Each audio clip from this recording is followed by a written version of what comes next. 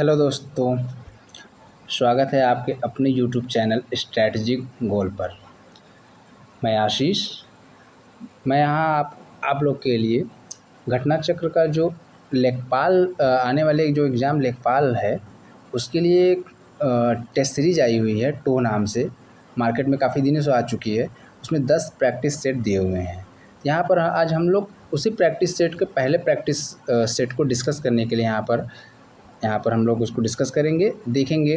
उसमें लगभग आप मान के चलिए कि 100 क्वेश्चन का सेट है, जिसमें से 25 क्वेश्चन आपके मैथमेटिक्स के हैं।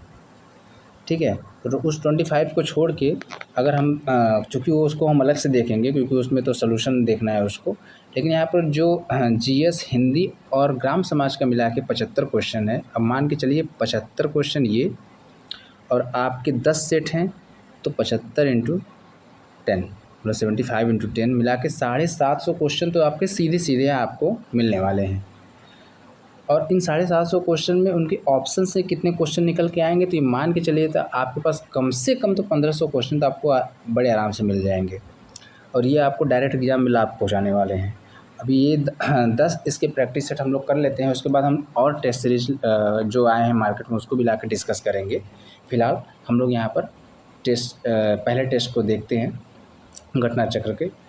आप जानते हैं घटना चक्र एक प्रतिष्ठित पब्लिकेशन है और वो किसी भी एग्ज़ाम के उसके क्वेश्चन अक्सर एग्ज़ाम में फंसते हैं और अच्छा रहता है। ठीक है, चलिए हम लोग देखते हैं पहला पेपर में पहला क्वेश्चन क्या दिया है। चक्रपाणी चंद्रभाल सुलोचना में क्रमशः समास क्या है। समास की बात क्या है यहाँ पर देखिए समास पूछा है तो यहाँ पर कर्म ऑप्शन दिया है, कर्मधारय है, द्वंद्व, तत्पुरुष। देखिए द्वंद्व तत्पुरुष इसमें कहीं नहीं लग रहा है। सभी संप्रदान तत्पुरुष लग ही नहीं रहा है। बहुब्री, देखिए चक्रपाणी का मतलब क्या होता है। चक्रपाणी का मतलब होता है जिसके हाथ में चक्र हो, मतलब भगवान विष्णु। क्या हो गया, भगवान विष्णु। चंद्रभाल का मतलब क्या हो जाएगा, शिव, जिसके भाल मतलब सर पे चंद्रमा का वास हो, चंद्रभाल। सुलोचना, सुंदर आँखों वाली, सुंदर लोचना, लोचन मतलब आँख होता है तो सुंदर आँखों वाली स्त्री। यहाँ पर देखिए तीनों से एक अलग अर्थ निकल के आ रहा है। जैसे यहाँ विष्णु, शिव और सुंदर आँखों वाली स्त्री, इसका मतलब यहाँ पर क्या हो जाएगा आंसर आपका, बहुब्री समास। ठीक है, बहुब्री समास। समास आप लोग पढ़ लीजिएगा, समास आपके सिलेबस में है इसलिए यहाँ पर पूछा गया है, तो यहाँ पर आंसर हो जाएगा बहुब्री समास। दूसरा क्वेश्चन, बहिर्मुखी शब्द में कौन सा उपसर्ग है। देखिए उपसर्ग जो शब्द के आगे लगता है उसको उपसर्ग बोलते हैं, जो पीछे लगता है उसको प्रत्यय बोलते हैं। ठीक है, तो यहाँ उपसर्ग पूछा हुआ है इसलिए बिल्कुल ध्यान देने वाली मतलब कन्फ्यूजन वाली बात नहीं है। यहाँ पर इसका आंसर क्या हो जाएगा, बहिर। इसका आंसर क्या हो जाएगा, बहिर। क्वेश्चन नंबर 3, क्वेश्चन नंबर 3 देखिए विद्वान शब्द का स्त्रीलिंग पूछा है। विद्वान शब्द का स्त्रीलिंग क्या हो जाएगा, विदुषी। विद्वान पुरुषों के लिए होता है और महिलाओं के लिए क्या हो जाएगा, यहाँ पर हमारा आंसर विदुषी। विद्वंती, विद्यावंती, विद्यामती ये सब कुछ नहीं होगा। कहीं आपने नहीं सुना होगा, आपने सुना होगा कि स्वर कोकिला सरोजिनी नायडू एक बहुत बड़ी विदुषी थी, एक महान विदुषी थी, है ना, ये होता है। अगला नेक्स्ट क्वेश्चन देखिए, राम की गाय चरती है में कौन सा कारक। यहाँ क्या पूछा है, कारक।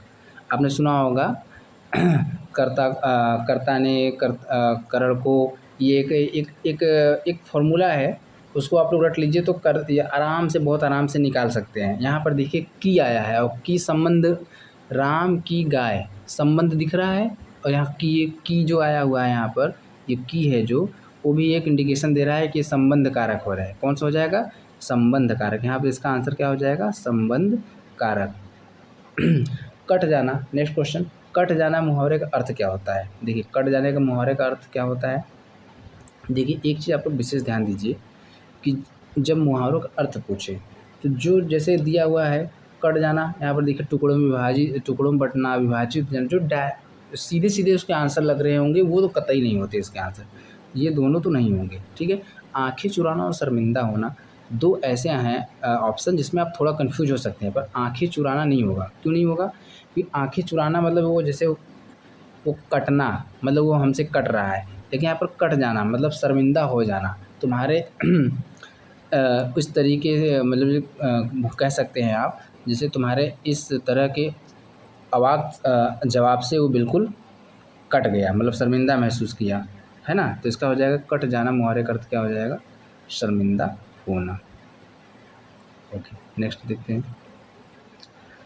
कौन सा शब्द असुर का पर्यायवाची नहीं है? देखिए यहाँ पर यातुधान दिया है, शुरार दिया है, तमीचर दिया हुआ है। देखिए यातुधान असुर का पर्यायवाची नहीं पूछा है, लेकिन यातुधान होता है। शुरारी मतलब सुर को मारने वाला, तो शुरारी मतलब सुर को कौन मारेंगे? असुर ही, वही दुश्मन होते हैं, तो शुरार भी होगा। तमीचर तम मतलब अंधेरा होता है, अंधेरों में गमन करने वाले, चरने वाले क्या हो जाएंगे? वो भी असुर होंगे। धूमकेतु, धूमकेतु नहीं होगा। क्यों नहीं? धूमकेतु ऐसे भी नहीं होगा, क्योंकि धूमकेतु क्या होता है? अग्नि का होता है। किसका होता है? अग्नि का। इसलिए धूमकेतु इसका आंसर होगा, वो असुर का पर्यायवाची वो नहीं होगा। तो आंसर क्या हो जाएगा? धूमकेतु। जीने की इच्छा, अगला क्वेश्चन, जीने की इच्छा के लिए एक शब्द पूछा है। देखिए यहाँ पर दिया है ऑप्शन, जिज्ञासु, जिजीविषा, पिपासु, जिगीषु। पिपासु देखिए तो आपको ऐसे नहीं लग रहा होगा, जीने की इच्छा।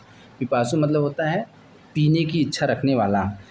जिज्ञासु मतलब जानने की इच्छा रखने वाला, तो ये तो दोनों होंगे नहीं। जिगीषु, जिगीषु और जिजीविषा, जीने की यहाँ इच्छा पूछा है। जहाँ पर सु आ जाए वहाँ पे मान के चलिए कोई रखने वाले के बारे में बात कर रहा है, और यहाँ पर सिर्फ इच्छा की बात कर रहा है, तो यहाँ पर इसका क्या आंसर हो जाएगा? जिजीविषा। अगर वाले की बात करते तो हम जिगीषु में चले आते, लेकिन यहाँ पर क्या कह रहा है? जीने की इच्छा, तो जिजीविषा याद रखिए। ठीक है, नेक्स्ट।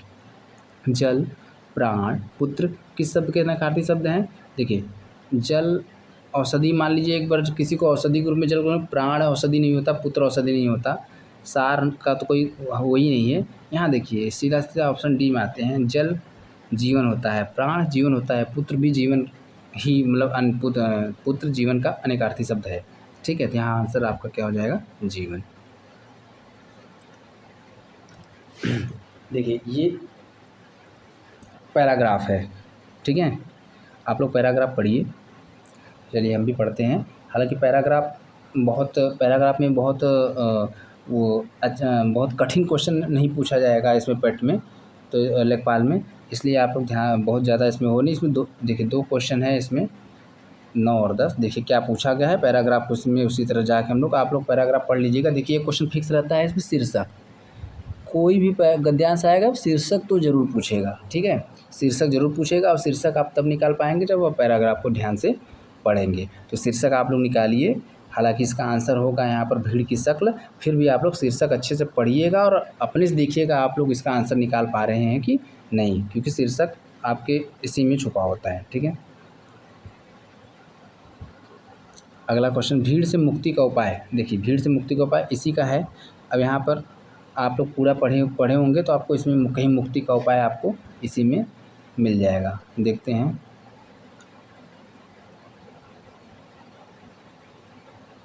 भीड़ का इस्तेमाल भीड़ में प्रत्येक व्यक्ति के विरुद्ध करता है। वस्तुतः जब तक व्यक्ति को भीड़ में अपनी शक्ल नहीं दिखाई देगी वह भीड़ में ही फंसा रहेगा। देखिए यही है आंसर, जब तक भीड़ में व्यक्ति को अपनी शक्ल नहीं दिखाई देगी वह भीड़ में फंसा रहेगा। इसका मतलब अपनी शक्ल देख लेगा, भीड़ से मुक्ति पा जाएगा। यहाँ पर आपको भीड़ से मुक्ति का ही उपाय तो पूछ रहा है। चलिए, तो भीड़ में से मुक्ति का उपाय क्या है? भीड़ में अपनी शक्ल को देखना। चलिए, भीड़ में अपनी शक्ल को देखना, ये होगा आपका आंसर ए। ठीक है, ये हो जाएगा आपका आंसर। चलिए नेक्स्ट क्वेश्चन, निम्नलिखित वाक्य या वाक्यांश में त्रुटि की पहचान कीजिए और कोई त्रुटि न होने पर विकल्प डी का चयन कीजिए। हमारी सौभाग्यवती कन्या का विवाह होने जा रहा है। अब यहाँ पर देखिए, हमारी सौभाग्यवती कन्या का विवाह होने जा रहा है, कोई त्रुटि नहीं है। प्रथम दृष्टया आपको कोई त्रुटि दिख रही है? हमारी सौभाग्यवती कन्या का विवाह होने जा रहा है, इसमें क्या त्रुटि है भाई? कोई त्रुटि नहीं है। पर है सौभाग्यवती कन्या, कन्या के साथ सौभाग्यवती नहीं जुड़ता। सौभाग्यवती शादीशुदा मतलब विवाहित स्त्री के साथ जुड़ता है, तो यहीं आपका क्या हो जाएगा? गलत। यहाँ पर कन्या के साथ आप आत्मजा, सौभाग्यवती, ये सब जोड़ सकते हैं। सॉरी, सौभाग्यवती मतलब आयुष्मती, आयुष्मती जोड़ सकते हैं, और सौभाग्यवती नहीं होगा। तो आंसर क्या हो जाएगा? बी में गलती है। ठीक है। निम्नलिखित में से शुद्ध शब्द का चयन कीजिए। यहाँ पर शुद्ध पूछा है, ये लीजिए, मतलब 3 अशुद्ध है, 1 शुद्ध है। अब देखिए, अमावस्या तो सीधा सीधा गलत लिखा है यहाँ पर। बड़ा सा ना होगा, यहाँ पर छोटा सा रहेगा, ये गलत हो गया। परिशिष्ट नहीं होता, परिशिष्ट होता है, शिष्ट टफा टमाटर, तो ये भी गलत हो गया। अघनिष्ठ ये सही है। ये क्या पूछा है? शुद्ध चयन करना है, आपका आंसर हो जाएगा सी। स्वास्थ्य नहीं होगा, स्वास्थ्य होता है। क्या होता है? स्वास्थ्य, स्वास्थ्य ये होता है। ठीक है। निम्नलिखित में से, अब 13वां क्वेश्चन देखिए, निम्नलिखित में से अशुद्ध वर्तनी का चयन, यहाँ ऊपर शुद्ध नीचे अशुद्ध, इसका भी आपको विशेष ध्यान देना है। ऐसा नहीं कि ऊपर शुद्ध देखे तो नीचे भी शुद्ध ही खोज के लगा दिए, वो गलत हो गया क्वेश्चन। यहाँ पर अशुद्ध पूछा है। अब यहाँ पर अशुद्ध है, इसका मतलब कि 3 शुद्ध होंगे, तो स्वयंभू सही है। स्वच्छंद बिल्कुल ठीक है। किराया, कीर्तिमान, किराया ही देखिए गलत है, क्योंकि छोटा एक मात्रा रहेगा किराया पे, ये गलत हो गया। तो 13 का आंसर क्या हो जाएगा? 13वां पे क्या हो जाएगा? किराया। ठीक है। 14, क्वेश्चन नंबर 14 में देखिए क्या है? निम्नलिखित में से कौन सा विकल्प सही सुमेलित नहीं है? अनुराग का विराग, अमर का मर्त्य सही है। अर्वाचीन का प्राचीन, अमीर का नहीं, अमीर का तो सीधा सीधा आप जानते हैं, अमीर का क्या होता है? अमीर का होता है गरीब। अमीर का क्या होता है? गरीब। ओके, तो ये हो गया, गलत हो गया आपका। चलिए आगे देखिए। 15, ऐहिक का विलोम शब्द क्या होगा? अब देखिए, ऐहिक का विलोम शब्द क्या होगा? जैसे इहलोक का रहता है तो क्या हो जाता है? परलोक। तो ऐहिक का क्या हो जाएगा? पारलौकिक। ऐहिक का क्या हो जाएगा? पारलौकिक। अब यहाँ देखिए, सब में पारलौकिक है ही, लेकिन वर्तनीय शुद्धि है, यही सबसे शुद्ध है, पारलौकिक। क्योंकि भी वर्तनीय शुद्धि पूछ लिए कि कौन सा सही है, तो परलौकिक नहीं सही होगा, पारलौकिक बिल्कुल ठीक है। 16वां, जिस पुरुष की पत्नी मर चुकी हो, अरे भाई जिसकी पत्नी मर चुकी हो तो विदुर होता है, आप तो अच्छी तरह पता है, इसमें कोई डाउट होना ही नहीं चाहिए। जमाई का तत्सम शब्द क्या होगा? यहाँ पर ऑप्शन में थोड़ा देखिए, जमाई का जमाता दिया है, जमाई का जमात्रा दिया है, जौवन दिया है, जमाई दिया है। अब ये बताइए, जमाई का कभी जमाई होगा? तीसरा ऑप्शन तो पहले ही गलत हो गया। हाँ, जौवन नहीं होगा, यमन का जौवन। अब यहाँ बताता है जमाता जमात्रा। अब तत्सम पूछा है, संस्कृत और संस्कृत या संस्कृत शब्द। तो अब बताइए, जमाई का जमाता होगा जमात्रा, तो आपको लगेगा जमात्रा होगा, बिल्कुल नहीं होगा। जमाई का जमाता होगा, या जमाता के स्थान पे और क्या हो सकता था? जमात्री, जमात्री। ठीक है। जमाता या जमात्री, जमाई का तत्सम या तो जमाता होगा या तो जमात्री, विशेष ध्यान देने वाली बात है। आगे, निम्न में से श्वेत शब्द का पर्यायवाची नहीं है। श्वेत मतलब, अब इसका पर्यायवाची नहीं है, एक नहीं है, बाकी सब होगा। अब शुक्ल श्वेत का ही होगा, क्यों? शुक्ल पक्ष, कृष्ण पक्ष। कृष्ण पक्ष मतलब का अंधेरा वाला पक्ष होता है, काला वाला पक्ष कृष्ण पिंड होता है, कृष्ण पिंड होता है ना, ब्लैक बॉडी जिसको बोलते हैं इंग्लिश में। तो काले से संबंध है कृष्ण का, शुक्ल का सफ़ेद से, धवल मतलब सफ़ेद ही होता है, सफ़ेद का सफ़ेद होता ही है। तो श्वेत का तीनों हो गया, बचा क्या? छिपरी। तो आंसर क्या हो जाएगा? छिपरी। ठीक। नवोढ़ा में प्रयुक्त संधि, नवोढ़ा में प्रयुक्त संधि पूछा है। यहाँ क्या पूछ लिया है? संधि। बिल्कुल ठीक है, संधि देख लेते हैं। देखिए, नवोढ़ा में सीधे सीधे कौन सी संधि है? गुण संधि। बताते हैं कैसे। देखिए, गुण संधि की क्या पहचान है? पहले तो नवोढ़ा का क्या हो जाएगा? नौ, नौ धन ऊढ़ा, बड़ा उप मात्रा ए, ये होगा नौ धन ऊढ़ा, ये होगा उसका। अब क्यों, कैसे इसका पहचान है? कि जब गुण संधि में जब अ या अ या आ के बाद ई या बड़ी ई, ऊ या, सॉरी ये नहीं रहेगा, ऊ या बड़ा ऊ, या री आ जाए, ठीक है, ये आते हैं। तो अ आ के बाद ये तीनों में से जो आएगा, अगर अ आ के बाद ई आया तो इसकी जगह क्या हो जाएगा, ए। और उ आया है तो इसकी जगह क्या हो जाएगा, ओ। और री आया तो इसकी जगह क्या हो जाएगा, अर, ठीक है, अर। तो यहाँ पर क्या आया, देखिए हमने आपको पहले बताया था, नौ धन उढ़ा, ये वाला आया था, ये वाला आया था, उसकी जगह हमारा क्या हो जाएगा, ओ। तो ऊ की जगह ओ हो जाएगा, न वो उढ़ा, ये हो जाएगा आपका गुण संधि, ठीक है। समझ गए होंगे आप, संधि अच्छे से पढ़ लीजिएगा। 20वें में निम्नलिखित में से कौन सा पद अव्ययी भाव समास नहीं है। आशालता, आसमुद्र, आजन्म, अनुकूल। यहाँ पर आपको लग रहा होगा सभी में अव्यय लगा हुआ है, पर यहाँ पर बिल्कुल आशालता यहाँ पर अव्ययी भाव समास नहीं है, क्योंकि यहाँ पर कौन सा समास है, यहाँ पर कर्म धारय समास है। कौन सा समास है, कर्मधारय समास है। आशा और लता दो अलग अलग शब्द हैं, यहाँ पर अव्यय नहीं है, ये बिल्कुल ध्यान देने वाली बात है। निम्न में उत उपसर्ग का अर्थ नहीं पूछा है। भैया उत का ऊपर भी होता है, श्रेष्ठ भी होता है, ऊंचा होता है, पर अपना नहीं होता। तो इसका आंसर क्या हो जाएगा, इसका आंसर हो जाएगा अपना, ठीक है। लिंग की दृष्टि से दही क्या है, अल्लाह। अब लिंग की दृष्टि से दही क्या है भैया, बिल्कुल डाउट नहीं करना है, दही समझ के स्त्रीलिंग न लगा दीजिएगा, बिल्कुल इसका आंसर क्या हो जाएगा, पुल्लिंग। दही खट्टी है या दही खट्टा है, दोनों में से कौन शुद्ध है, तो दही खट्टा है शुद्ध है, दही खट्टी है अशुद्ध है, दही खट्टी है अशुद्ध है। लगता ज़रूर है, जैसे इकारांत आ रहा है दही, ई से अंत हो रहा है, इकारांत है, लेकिन यहाँ पर पुल्लिंग होगा, ये वाले में अपवाद है। ऐसे बहुत अपवाद होते हैं, जो एक दही भी उसका अपवाद है, कि दही क्या हो, ध्यान देने वाली बहुत बात है, अक्सर पूछा जाने वाला सवाल है ये, इसीलिए देखिए यहाँ पर दही आया भी है। काल कितने प्रकार के होते हैं, काल 3 प्रकार के होते हैं। कौन कौन से, अरे भूत भविष्य वर्तमान, या भूत वर्तमान भविष्य कहते नहीं है, भूत भविष्य वर्तमान सब सुधार देंगे, तो भूतकाल, वर्तमान काल और भविष्य काल। तो इसका आंसर क्या हो जाएगा, 3। बाज क्या जाने प्रसव की पीड़ा, बाज क्या जाने प्रसव की पीड़ा, बाज और प्रसव की पीड़ा। भाई बाज में कोई पुत्र या पुत्री को जन्म तो दे नहीं पाती, और प्रसव उसी को होता है जिसको पुत्र या पुत्री का जन्म होता है, वही दर्द उसका सहता है।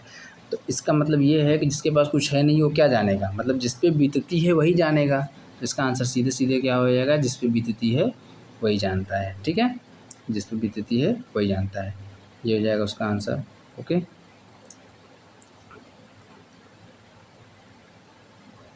पच्चीस देखिए कट गया है क्वेश्चन, बट कोई नहीं। अखरोट शब्द का तत्सम रूप क्या है, अक्षोट। क्या होगा, अक्षोट, हमेशा याद रखिए, अखरोट क्या होता है, अक्षोट। ये आपके हिंदी के 25 क्वेश्चन हो गए, हिंदी के आपके 25 क्वेश्चन कंप्लीट हो गए। अच्छे क्वेश्चन थे, इसको आप लोग रिवाइज कर लीजिए। अब हम लोग आते हैं जीएस वाले पोर्शन पे, हम लोग आते हैं जीएस वाले पोर्शन पे।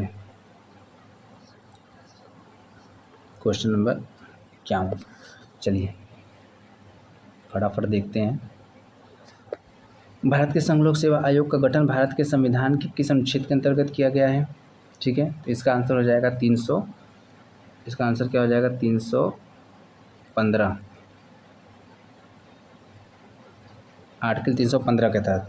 ध्यान देने वाली बात एक और है कि सिर्फ अनुच्छेद 315 के तहत सिर्फ संघ लोक सेवा आयोग का ही गठन नहीं हुआ है, संघ लोक सेवा आयोग तो हुआ ही है, 315 के तहत राज्य लोक सेवा आयोग का भी गठन होता है। राज्य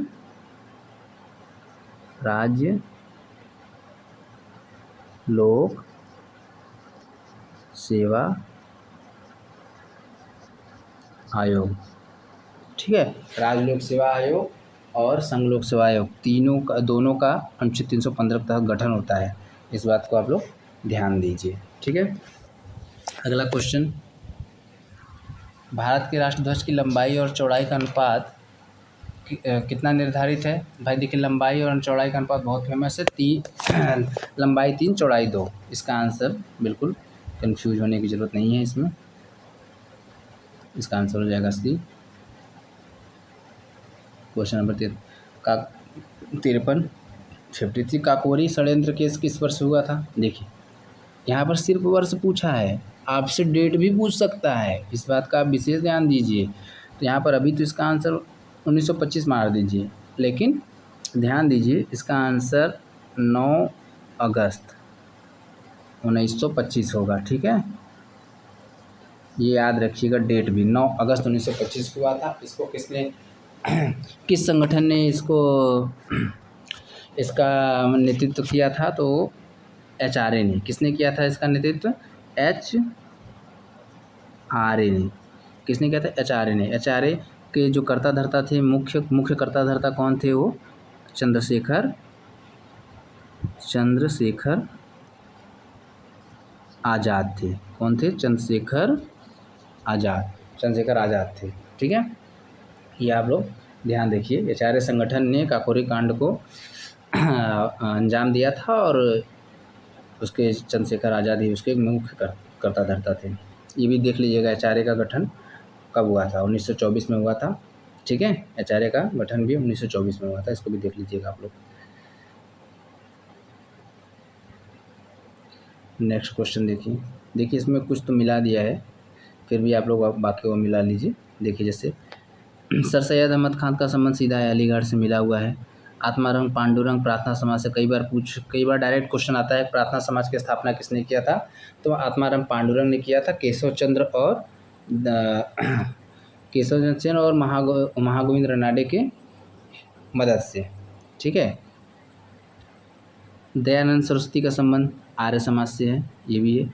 और केशव चंद्र सेन यहाँ पर दिए हैं भारतीय ब्रह्म समाज से है। ठीक है, तो ए का संबंध 2 से है, A2। ये देखिए आंसर आपका तीसरा हो जाएगा, और कहीं जाने की जरूरत है, एक पता होता तो भी हो जाता है इसमें। खजुराहो मंदिर का निर्माण किसने किया था? देखिए बड़ा आसान है, चंदेल राजपूतों ने कराया है खजुराहो के। इसका आंसर हो जाएगा चंदेल राजपूत ने। लगभग 80 से 85 मंदिरों का निर्माण हुआ था उस समय, लेकिन अभी हाल फिलहाल में कितने बचे हुए हैं? सिर्फ 30 बचे हुए हैं। और खजुराहो के मंदिर का निर्माण का संबंध निर्माण का नहीं, मंदिरों का संबंध किस धर्म से है ये भी पूछ सकता है, तो ये ध्यान रखिएगा, जैन और प्लस हिंदू में शैव और वैष्णव दोनों थे। ठीक है, जैन प्लस हिंदू धर्म से संबंधित है। उसमें हिंदू में शैव शाक्त और वैष्णव ये तीनों थे।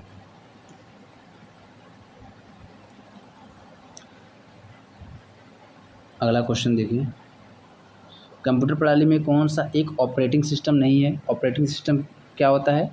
ऑपरेटिंग सिस्टम होता है जिस पे हम लोग अपने कंप्यूटर के सारे वर्क को परफॉर्म करते हैं। भाई ट्रेन को दौड़ाने के लिए एक प्लेटफॉर्म चाहिए होता है, उसी तरह हमारे अपने कंप्यूटर के कार्य को दौड़ाने के लिए एक प्लेटफॉर्म चाहिए होता है, जिसे हम लोग ऑपरेटिंग सिस्टम बोलते हैं। उसी पर हम लोग सारा वर्क ऑपरेट करते हैं। तो यहाँ पर विंडोज, लिनक्स, यूनिक्स, ये सब तीनों क्या है? हमारे ऑपरेटिंग सिस्टम है। ये हमारे तीनों ऑपरेटिंग सिस्टम है। बट MS ऑफिस हमारा एक ऑपरेटिंग सिस्टम न हो के एक एप्लीकेशन सॉफ्टवेयर है। ठीक है, ये एप्लीकेशन सॉफ्टवेयर है, ये ट्रेन की तरह है और ये लोग पटरी की तरह है, बिल्कुल इसी तरीके से है। MS ऑफिस एक ट्रेन की तरह है और ये लोग उस पटरी पे है जिस पर ट्रेन दौड़ती है।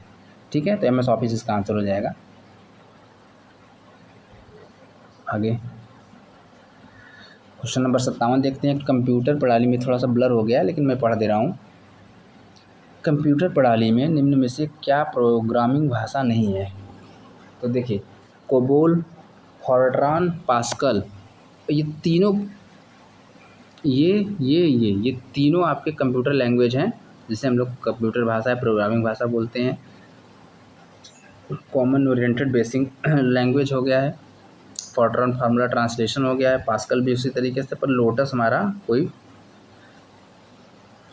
कंप्यूटर लैंग्वेज नहीं है, तो इसलिए इसका आंसर हो जाएगा 57 का D। क्या हो जाएगा? 57 का D। 58 सबरीमाला मंदिर किस राज्य में है? ये केरल में है। बहुत ही ज़्यादा ये 2017, 16, 18, 19 में बहुत ज़्यादा मामला उठा था सबरीमाला मंदिर में अंदर जाने का। तो ये केरल में है। कोई भगवान पद्मनाभ या ऐसे कोई भगवान का मंदिर है, वो आप लोग देख लीजिएगा। बस ये जान लीजिए केरल में ही है सबरीमाला मंदिर। ठीक है, 59 क्वेश्चन, अखिल भारतीय सेवाओं का सृजन का अधिकार किसे प्राप्त है? बड़ा अच्छा क्वेश्चन है।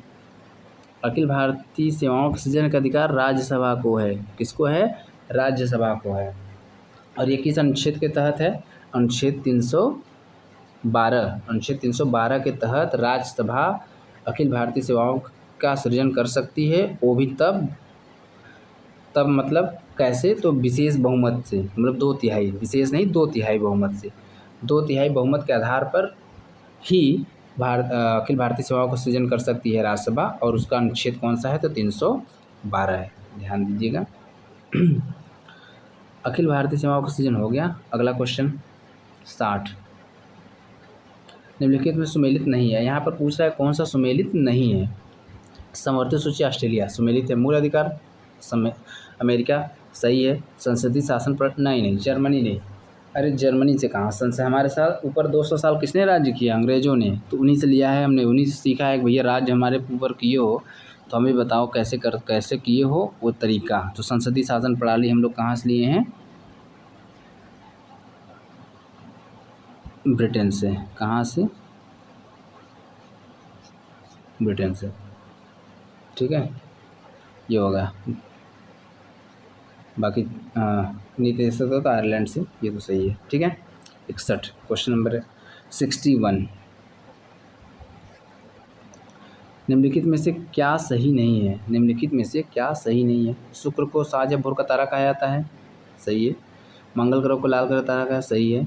नहीं पूछ रहा है ना, बुध को शुक्र कोई उपग्रह नहीं, ये भी बिल्कुल सही है। तो क्षुद्र ग्रह मंगल ग्रह की कक्षाओं, मंगल और शुक्र की कक्षा, मतलब शुक्र और मंगल की ग्रह की कक्षाओं में मध्य पाए जाते हैं। नहीं, ये मंगल और किसके बीच में पाया जाता है? मंगल और बृहस्पति के बीच में पाया जाता है। मंगल और बृहस्पति, मंगल प्लस बृहस्पति, ये होगा आंसर इसका। ये क्वेश्चन ये गलत है। ठीक है, आंसर हो जाएगा इसका डी। 62, अंतर्राष्ट्रीय तिथि रेखा IST जिसको कहते हैं हम लोग, इंटरनेशनल स्टैंडर्ड लाइन, किस जल संधि के समांतर स्थित है? डोवर, मलक्का नहीं, मलक्का कहाँ? मलक्का तो होगा नहीं। सुंडा, ये भी हमारा इधर है। बेरिंग, अच्छा पैरेलल की बात कर रहा है, मतलब इस तरह। ये इसका आंसर हो जाएगा बेरिंग जल संधि के समांतर है। ठीक है, बेरिंग जल संधि किसको अलग करता है? ये अलास्का को रूस से अलग करता है, या फिर कह सकते हैं वो कोई उत्तरी अमेरिका को एशिया से अलग करता है। ठीक है, बेरिंग जल संधि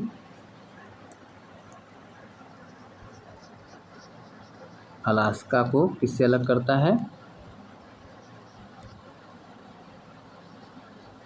रूस से। किससे अलग करता है? रूस से। ठीक है, भारत की जनगणना 2011 के अनुसार न्यूनतम लिंगानुपात किसकी है? हरियाणा, पंजाब, दमन दीव, दादर और नगर हवेली। प्रथम दृष्टया तो आधे से ज़्यादा लोग हरियाणा मार के क्वेश्चन को ख़त्म कर देंगे, जबकि ये हो जाएगा गलत। क्यों? क्योंकि यहाँ पर भारत की जनगणना के अनुसार न्यूनतम लिंगानुपात पूछा है ना, कि ये पूछा है राज्य या केंद्र शासित प्रदेश, ऐसा उसने कुछ नहीं डाला है। इसलिए हम लोग पूरे भारत में राज्य और केंद्र शासित राज्य दोनों में जो सबसे कम होगा उसका, जैसे दमन दीव का। क्यों? दमन दीव का कितना है? 618, और हरियाणा कितना है? 879। हरियाणा का कितना है? 879 है, और दमन दीव का मात्र 618। तो सबसे कम किसका हो जाएगा? दमन और दीव का। अगला, निम्नलिखित में से कौन से अधिकार भारतीय संविधान के अनुच्छेद 32 के तहत अंतर्गत परिवर्तित किए जा सकते हैं?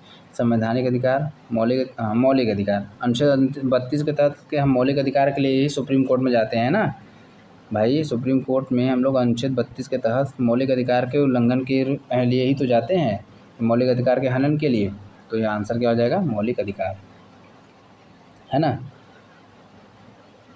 महात्मा गांधी को वन मैन बाउंड्री फोर्स की उपाधि किसने दी? अब ये क्वेश्चन देखिए, महात्मा गांधी को वन मैन बाउंड्री की उपाधि किसने दी? तो लॉर्ड माउंटबेटन ने दिया था। किसने? लॉर्ड माउंटबेटन ने, क्योंकि वो गांधी जी से बहुत प्रभावित था।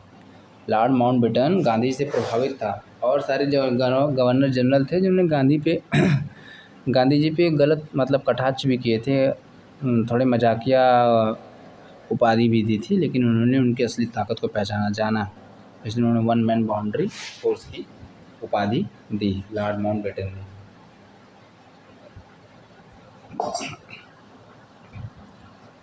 अगला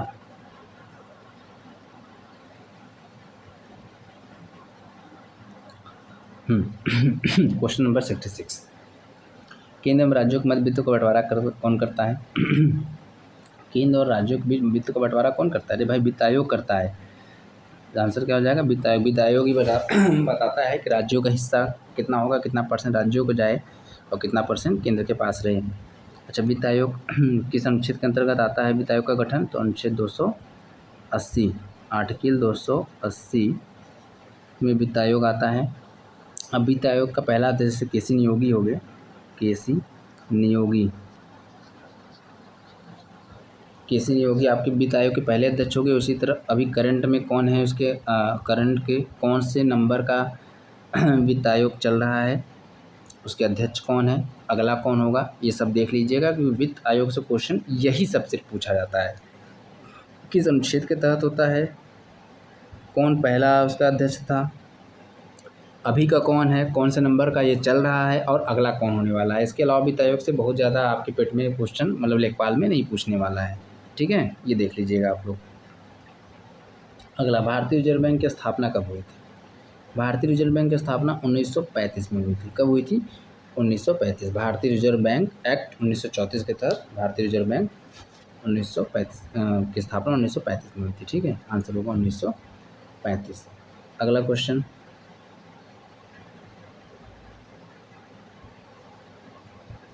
निम्नलिखित में से कौन शेयर बाजार में सटोरिया नहीं है?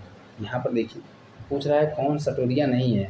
हाँ, स्टैग भी एक सटोरिया है, मंदड़िया तजड़िया तो बहुत फेमस सटोरिया है, पर दलाल नहीं।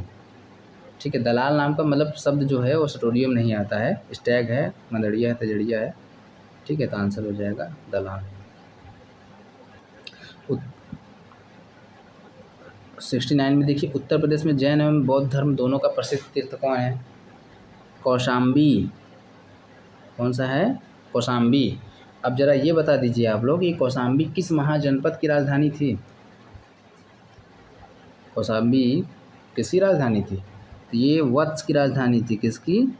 वत्स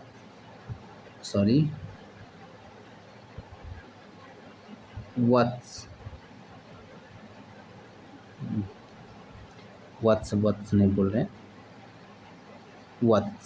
वत्स की राजधानी थी कौशाम्बी। ठीक है, ध्यान दीजिएगा।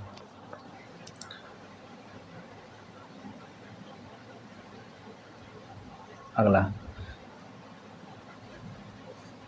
सिरके का रासायनिक नाम क्या है? एसिटिक अम्ल, फेमस है, बहुत बार पूछ चुका है क्वेश्चन ये। सिरके का रासायनिक नाम एसिटिक अम्ल।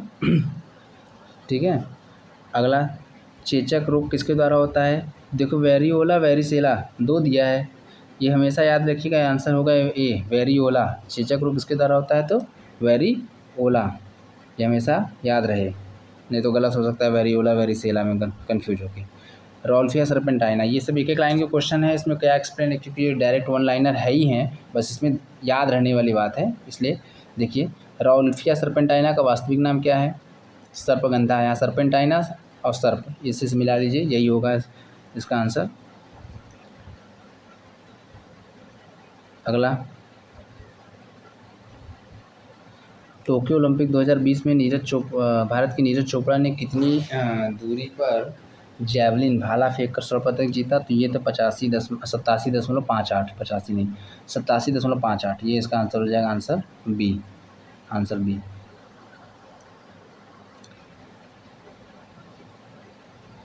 नीरज चोपड़ा से संबंधित और जानकारी आप लोग ले लीजिएगा। इन्होंने अभी हाल फिलहाल में कौन से अवार्ड मिले हैं वो देख लीजिएगा आप लोग। अगला क्वेश्चन, दिसंबर 2020 में किस राज्य ने ग्रामीण क्षेत्रों में ज़मीनी मालिकाना विवाद को लक्ष्य कर वरासत योजना लागू कर दी? हालांकि दिसंबर 2020 का क्वेश्चन है, फिर भी इसमें दे दिया है इन्होंने, अब लेकिन ग्रामीण से रिलेटेड है इसलिए इम्पोर्टेंट है। तो किस राज्य ने किया था ये अपने यूपी ने किया था। किसने किया था? अपने यूपी ने किया था। भूमाफियाओं का जो कब्जेदारी थी ये सब को कम करने के लिए और असली मालिक को उसका मालिकाना हक देने के लिए ये वरासत योजना लागू की गई। ठीक है, आगे देखिए, ग्लोबल जेंडर गैप इंडेक्स 2021 में सर्वोच्च स्थान किसने प्राप्त किया? सर्वोच्च स्थान किसने प्राप्त किया? तो सर्वोच्च स्थान तो किसने प्राप्त किया, इसका आंसर हो जाएगा आइसलैंड। क्या हो जाएगा इसका आंसर? आइसलैंड। आइसलैंड है। उसके बाद दूसरे स्थान पर फिनलैंड है। सेकंड कौन है? सेकंड है फिनलैंड। फिनलैंड है। और थर्ड है नॉर्वे। थर्ड है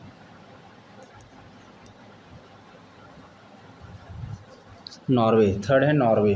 तो याद रखिए, ग्लोबल जेंडर गैप आप समझ रहे हैं ना, गर्ल्स और बॉय के जो संख्या होती है उसमें कितना अंतर चल रहा है। तो उसमें सबसे कम अंतर कहाँ है? आइसलैंड में, उसके बाद फिनलैंड में, उसके बाद नॉर्वे में। ये 3 देश हैं।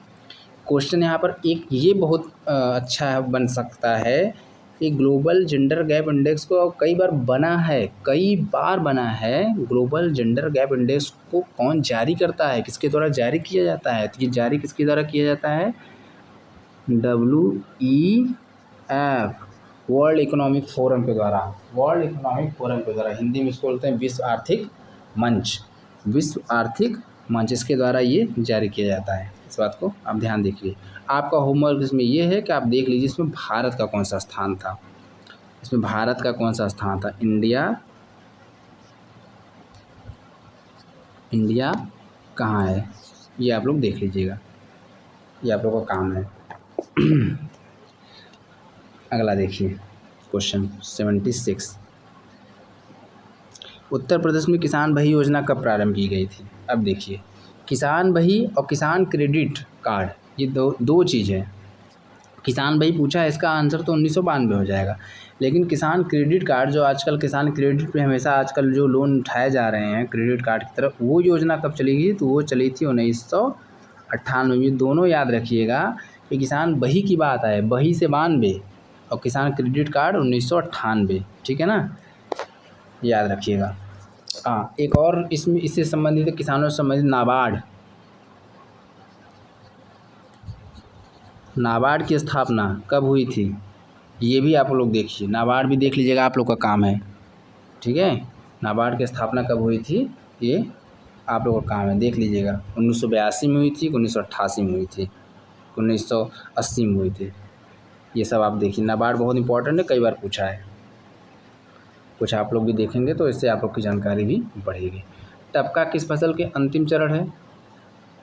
टपका, आम टपक जाता है, इसका आंसर हो जाएगा आम।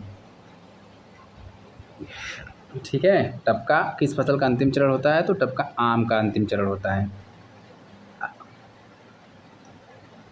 आगे देखिए, क्वेश्चन नंबर 78, लेखपाल द्वारा, ये सब ग्राम समाज के चल रहे हैं। जीएस आपका 75 पे ख़त्म हो गया। लेखपाल द्वारा एक वर्ष में गाँव की सामान्यतः कितनी बार पड़ताल की जाती है? 3 बार। इसका आंसर क्या होगा? इसका आंसर सीधा होगा, 3 बार लेखपाल पड़ताल करता है। कितनी बार? 3 बार। ठीक है, 3 बार। आगे, ग्रामीण समुदाय की विशेषता क्या होती है? ग्रामीण समुदाय की विशेषता क्या होती है? देखिए, ग्रामीण समुदाय की बात कर रहा है। ठीक है, तो संयुक्त परिवार, हाँ है। प्राथमिक व्यवसाय की प्रधानता, बिल्कुल ग्रामीणों में प्राथमिक व्यवसाय की प्रधानता दी जाती है। कृषि से संबंधित, कुटीर उद्योगों से संबंधित सब, ये सब किस में आएगा? प्राथमिक व्यवसाय में आएगा। बिल्कुल सही है। सामाजिक गतिशीलता का अभाव, बिल्कुल होता है। इसका आंसर क्या हो जाएगा? उपयुक्त सभी। ठीक है, अब क्वेश्चन नंबर 80, देश की कुल कितने प्रतिशत जनसंख्या आज भी गाँव में निवास करती है? तो देश की कुल कितने प्रतिशत जनसंख्या गाँव में पूछ रहा है। कई बार पूछा है कि देश की कितनी प्रतिशत जनसंख्या शहरों में निवास करती है। तो यहाँ पर अब की बार पूछ लिया है गांव में। तो देखिए, शहरों का जो परसेंटेज है वो 31.2% है। ठीक है, वो 31.2% है। तो बाकी बचा कहाँ? गांव में। ये हो जाएगा आंसर 68.8। ठीक है, आधुनिक समय में सर्वप्रथम पंचायत राज व्यवस्था किसके काल में प्रारंभ हुई? आधुनिक काल में, मतलब अब के समय में सर्वप्रथम पंचायत राज व्यवस्था किसके काल में हुई? तो lord Cornwallis, lord Ripon, Lytton Hastings. अरे लॉर्ड रिपन होगा, इसका आंसर क्या होगा? Lord Ripon. अरे आपने सुना होगा कि स्थानीय स्वशासन के जनक लॉर्ड रिपन। तो ये पंचायती राज क्या है? स्थानीय स्वशासन ही तो है। स्थानीय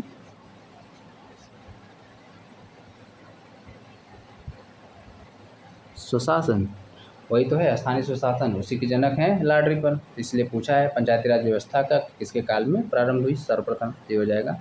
ओके। 82वां देखिए, 1 एकड़ कितने वर्ग गज के बराबर होती है? ग्राम समाज में लेखपाल में, पिछले लेखपाल में जो 2015-16 में आई थी उसमें भी ये क्वेश्चन पूछा गया था, ये इंपॉर्टेंट है, याद रखिए 48-40 हमेशा के लिए याद रखिए 48-40, ठीक है। 1 एकड़ में कितने वर्ग गज होते हैं? 48-40, ठीक है। अगला 83वां क्वेश्चन, उत्तर प्रदेश में ग्राम सभा के कार्य बताइए।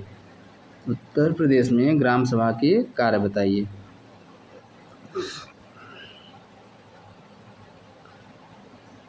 पंचायत द्वारा निर्मित वार्षिक बजट पर विचार करना, ये भी उत्तर प्रदेश ग्राम सभा, हाँ सही है, वार्षिक बजट पर ग्राम सभा विचार करती है। पंचायत द्वारा किए गए कार्यों का पुनरीक्षण करना, बिल्कुल सही है। प्रौढ़ शिक्षा की कार्यक्रम की व्यवस्था करना, हाँ ये भी सही है, इसका आंसर हो जाएगा डी, तीनों सही है। अब ये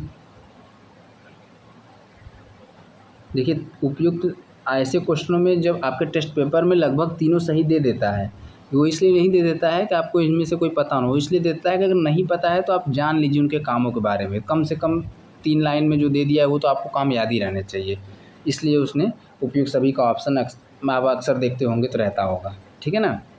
ओके, आगे देखिए क्वेश्चन नंबर 84 खादी एवं ग्रामोद्योग आयोग KVIC, खादी एवं ग्रामो उद्योग आयोग की स्थापना किस पंचवर्षीय योजना के तहत की गई, अंतर्गत की गई थी? तो ये पहली बात तो हुआ कब था, यही सनी पूछ लेगा तो क्या बताएंगे आप, ये 1956 में हुआ था। अब बताइए 1956 किस पंचवर्षीय योजना में, तो पहला पंचवर्षीय योजना कब थी? 1956 चला था, दूसरा 1956 से, ठीक है ना, 1956 से आगे चला था 61 तक। तो अब क्या हो जाएगा यहाँ पर आंसर 1956, लेकिन द्वितीय पंचवर्षीय योजना में, किसमें? दूसरी पंचवर्षीय योजना में खादी एवं ग्रामोद्योग आयोग की स्थापना की गई थी, ये होगा इसका आंसर।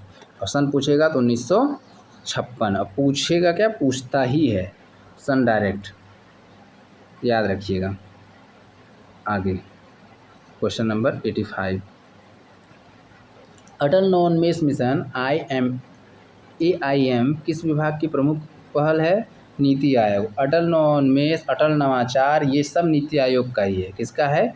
नीति आयोग का। और एक बात और, नीति आयोग से संबंधित जितने रिपोर्ट्स हैं वन लाइनर में वो ज़रूर आपको पता होना चाहिए, को अक्सर पूछता है, ठीक है। जैसे अटल टिंकरिंग लैब हो गया, ये सब नीति आयोग की ही पहल है, ठीक है ना। सतत विकास रिपोर्ट भी नीति आयोग जारी करता है, उसको भी देखना है आपको, उसको देख लीजिएगा आप। योजना में कोर सेक्टर से क्या आशय है? तो कृषि, लौह इस्पात, चयनित आधारित आयोग और रक्षा, इसका आंसर क्या हो जाएगा? चयनित आधारित आयोग। क्या हो जाएगा इसका आंसर? चयनित आधारित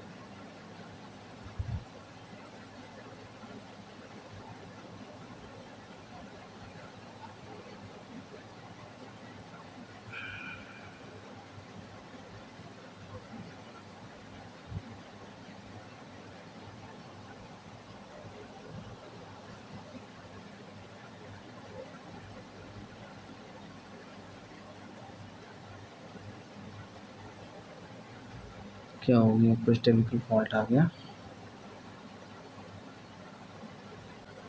ओके, नाउ योजना में कोर सेक्टर से क्या आशय है? 86वां क्वेश्चन का आंसर क्या हो जाएगा? आंसर सी, चयनित आधारित उद्योग होगा। हाँ, एक इसमें और क्वेश्चन बनेगा, कोर सेक्टर में कितने उद्योगों को शामिल किया है? लगभग नहीं, 8 हैं, उनको देख लीजिएगा, नंबरिंग उनकी याद कर लीजिएगा, ठीक है, वो भी देख लीजिएगा। यहाँ पर भारतीय, अगला क्वेश्चन देखिए, ये इसमें बहुत बार पूछा जा चुका है, भारतीय सब्जी अनुसंधान संस्थान कहाँ है? ये हम आपके वाराणसी में है, आंसर सी हो जाएगा इसका आंसर, ये कई बार पूछा जा चुका है।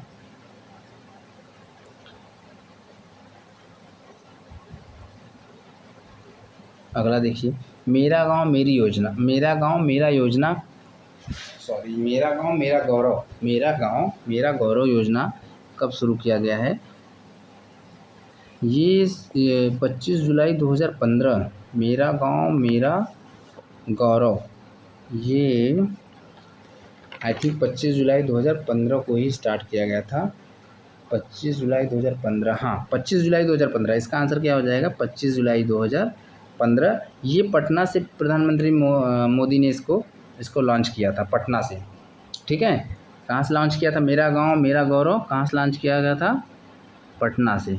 कब लॉन्च किया गया था? 25 जुलाई 2015, 25 जुलाई 2015। ठीक है, ओके। अगला क्वेश्चन, नवासी, भारत में भूदान आंदोलन किसके द्वारा प्रारंभ किया गया था? ये भी बहुत बार क्वेश्चन पूछा जा चुका है, सब इम्पोर्टेंट क्वेश्चन डाला है। ये विनोबा भावे द्वारा। पहले आंध्र प्रदेश में एक पोचमपल्ली गांव पड़ता था, अब वो शायद तेलंगाना में आ गया है। तो कहाँ से? पोचमपल्ली से। कहाँ से? पोचमपल्ली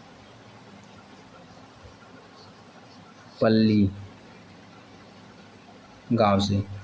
ठीक है, पोचमपल्ली गांव से इन्होंने इसको लॉन्च किया था। कहाँ से? वो तेलंगाना में,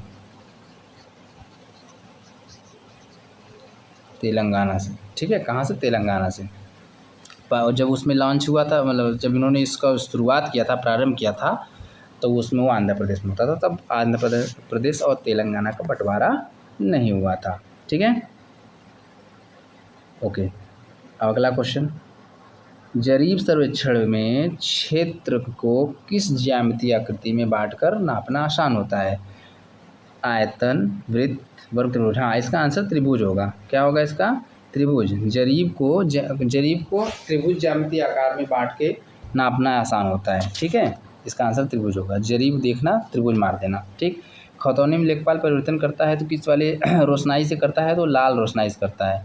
ये सबसे याद करने वाली बातें हैं ना, क्योंकि इसमें कोई कॉन्सेप्ट नहीं लगा है। लाल रोशनाई से ही करता है। ठीक है, खतौनी में लेखपाल परिवर्तन करता है तो किससे करता है? लाल रोशनाई से।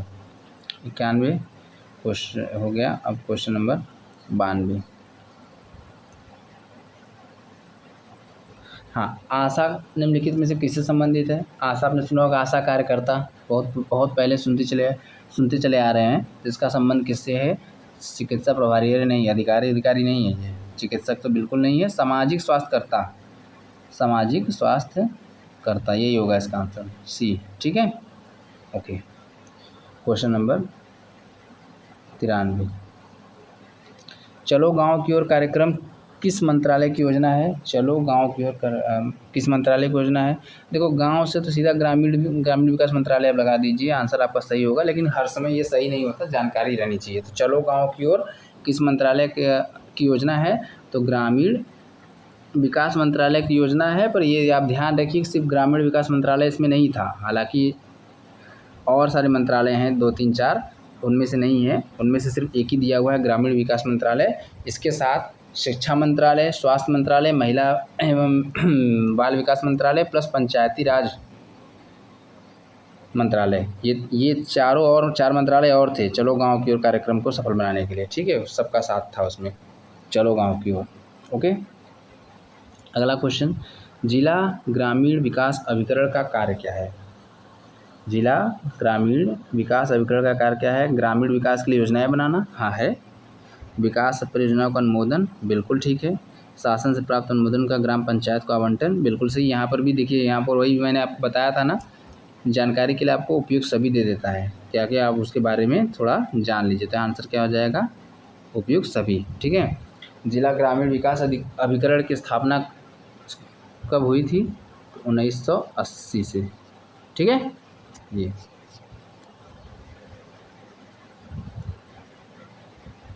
अगला 5 क्वेश्चन और बचे हैं, 6 क्वेश्चन। उत्तर प्रदेश में पशुपालन विभाग के कब स्थापित हुआ था? उत्तर प्रदेश में पशुपालन विभाग की स्थापना 1944 में हुआ था। कब हुआ था? 1944 में। आंसर बी हो जाएगा इसका, 1944 में। और सर फ्रैंक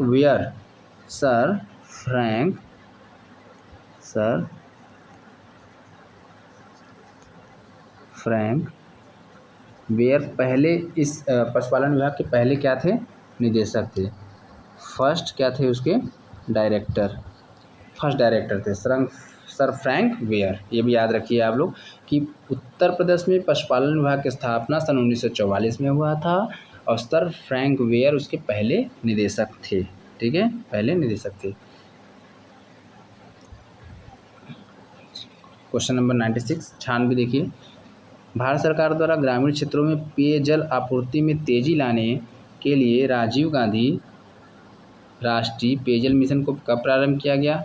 तो इसका आंसर हो जाएगा 1991 में। मतलब राजीव गांधी राष्ट्रीय पेयजल मिशन की स्थापना को स्टार्ट कब किया गया था? तो ये 1991 में किया गया था। इसका आंसर क्या हो जाएगा? ए। अगला, 1977 में पंचायती राज से संबंधित समिति गठित की गई। उसका किसके नेतृत्व में? अशोक मेहता, बलवंत राय मेहता, पीएन भगवती, कोई नहीं, बिल्कुल अशोक मेहता के नेतृत्व में की गई थी। उससे पहले 1957 में की गई थी अशोक मेहता के संबंध में। पहला अशोक मेहता, सॉरी, बलवंत राय मेहता, जो बलवंत राय मेहता दिया हुआ है ये 1957 में हुआ था। अशोक मेहता कब हुआ था? 1977 में। ठीक है, तो 1977 में पहले बलवंत राय मेहता, फिर उसके बाद अशोक मेहता, याद रखिएगा। दोनों मेहता हैं इसलिए कंफ्यूज नहीं हुई। अशोक 77 में है, बलवंत राय मेहता 57 में है। ठीक,